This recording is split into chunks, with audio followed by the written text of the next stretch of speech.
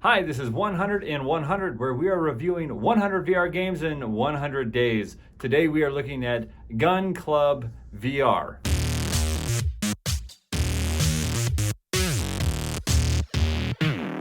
Gun Club VR is a really fantastic shooting game that is all about learning how different weapons fire and how you can use them quickly in the heat of battle. Except you're not battling real people, they're just cardboard cutouts or targets that are moving in really unpredictable ways. In our VR Gear game reviews, we like to cover as many aspects of the game as possible so that you can make an informed decision before you try or buy one of these VR titles. So let's jump right into Gun Club VR. First, let's talk about getting up and running with this game. You're able to find Gun Club VR on any of the VR game stores, including the Viveport Infinity subscription, the Steam store, the Oculus store, and the PSVR store. All of these different stores carry Gun Club VR. The download file is about 8 gigabytes in size, which was pretty surprising because there isn't a storyline or massive sceneries that are included in the game. We got a little ways into the game and quickly realized that there's a lot of detail included in the type of weapons and the rails and the add-ons and accessories that you can play with while you are designing your weapons for your shooting range experience. That must be where all of the memory went. But this is 8 gigabytes in size, and it will take a good amount of time to download, but once it's done, it will install automatically and you can get up and running in the game menu. Gun Club VR is a gallery shooting type game, and it's played from the first person perspective, and you'll learn how to fire the different weapons, but also you're going to learn how to interact with the weapons as if they were real. Of course, you're in virtual reality, but there are things like loading the weapon or turning on or off the safety, putting a magazine in the chamber, firing the weapon, running out of ammo, and reloading.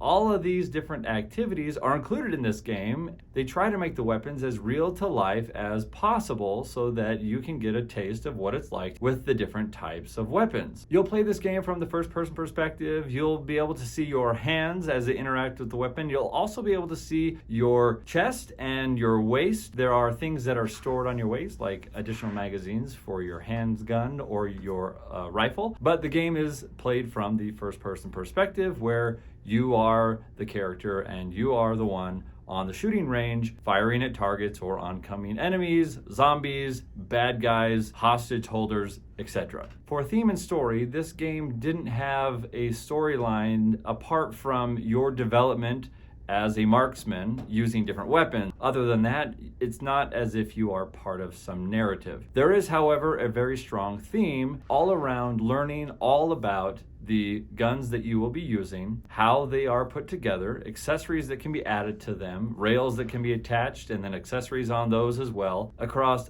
all sorts of different gun categories. So if you're into guns and you have experience modifying guns or shooting guns, this game will be really great for you. But there is no real story here, but it's a very strong theme around guns. All right, the controls, I gotta tell you, were really frustrating. And not just for a little while. They were frustrating for a very long time when I first got into the game. We played this with the Valve Index. The game says it supports the Valve Index controllers and headset, and so we thought there would be no problem, but boy was there a problem. The controller bindings here have some serious gaps in them. Usually in a menu, you can use the trigger to engage a menu item. Pull the trigger, selects the item. In this game, it's the A button on your controller. Not a big deal. But once you get into game mode, the A button can act as a reload or it can act as a finger press button, and that caused a lot of problems because we were turning the safety on and off inadvertently in the middle of the heat of battle because we were convinced it was the A button that was used to load a magazine into the chamber. But that wasn't right, it was the grip, and the A button would turn on the safety. So we were turning on and off the safety and loading the magazine all in the same motion, and sometimes it would fire and sometimes it wouldn't. There wasn't really any way to figure out during the tutorial what buttons did what, and so we were frustrated until we could just figure it out ourselves. This game has a lot of work to do to get the controls so that it's easy to use, at least with the Valve Index. For music and sound, this game was not necessarily a blockbuster when it comes to music and sound. You did hear the sound of zombies approaching you, but it wasn't that convincing because they were just cardboard cutouts waddling toward you with growling, distant zombie sounds. The weapons did make true-to-life sounds, and I'm sure they did some recording for that to make sure that it sounded appropriate for the type of weapon you were firing. But outside of that, there wasn't a lot of sound or music that was compelling in this game. For player movement, there really wasn't a lot of it. Most of the game was played from the standing or sitting position, and you would fire at your target. You could rotate from left to right, but not much was outside of a 45-degree angle of view. As a result, you didn't really move during gameplay.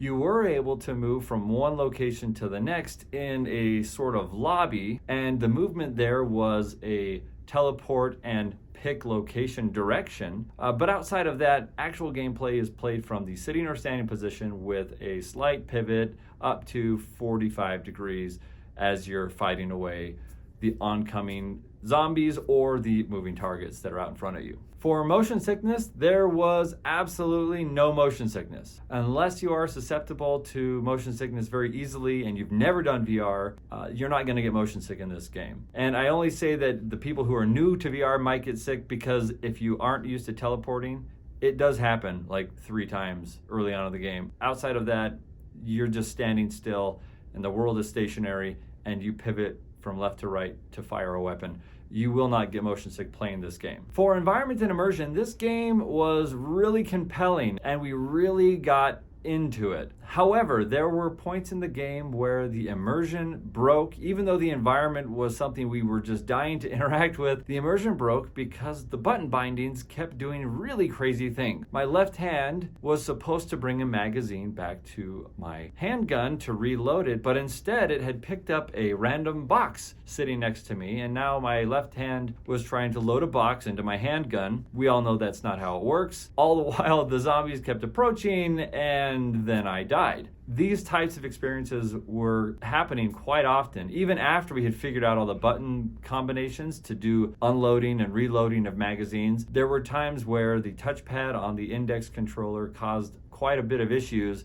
and we lost a lot of points during gameplay that we would have otherwise earned if the buttons hadn't been so strangely configured. Okay, let's look at the scorecard for Gun Club VR and see how it did, starting first with the story and theme. This game is going to get a high score for story and theme, an 8 out of 10. Not because there's this great narrative or story, but because the theme is so strong and there is so much detail around the theme that it is really, really engaging. There's a lot of depth to the topic here, and there's a lot of different ways that people who are huge fans of guns can get into this game and just really enjoy themselves. So an 8 out of 10 for story and theme. For controls in this game, we are unfortunately giving it the very low score of a 3 out of 10. And that's because the controls are not intuitive. They do not map well to what other games have leveraged for control bindings. And they just don't work well at all with the Valve Index, though the game says it supports it. So a 3 out of 10 for controls. For music and sound, we're giving this game a 4 out of 10. This is a relatively middle-of-the-road low score because there wasn't a lot of sound outside of the firing of your weapon. The firing of your weapon was a very satisfying sound if you're trying to match it to reality,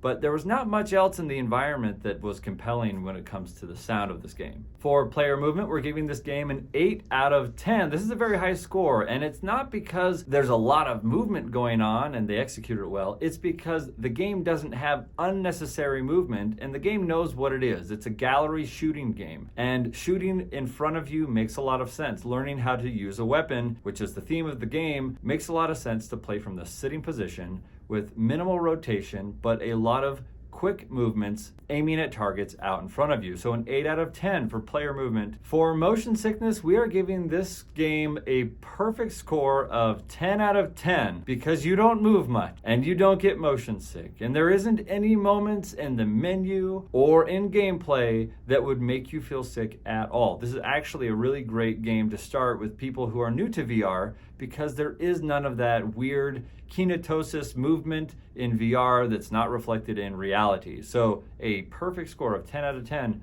for motion sickness. For environment and immersion, this game gets a 5 out of 10. It would have scored much higher if the controls didn't cause so many problems with breaking the immersion and causing you to become frustrated with interacting in VR instead of enjoying the environment. So a 5 out of 10 for environment and immersion.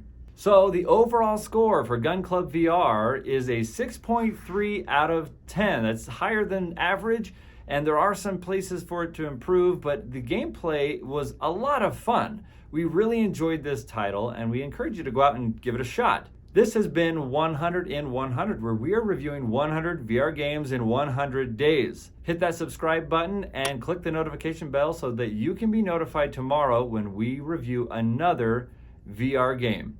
Thanks for watching, and we will see you in the next one.